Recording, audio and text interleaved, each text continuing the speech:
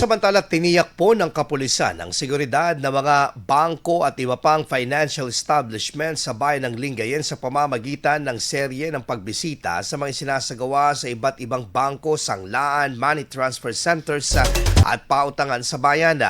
Layunin ng nasabing aktibidad na masuri ang umiiral na mga hakbang sa seguridad at maiwasan ang posibleng krimen na may kaugnayan sa mga naturang establishmento.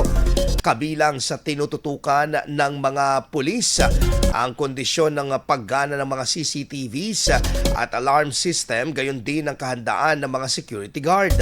Bahagi rin ng pagronda ang pagpapalakas ng koordinasyon sa pagitan ng pamunuan ng mga establishmento at mga pulisya upang matiyak ang mabilis na pagtugon sakaling magkaroon ng mga insidente.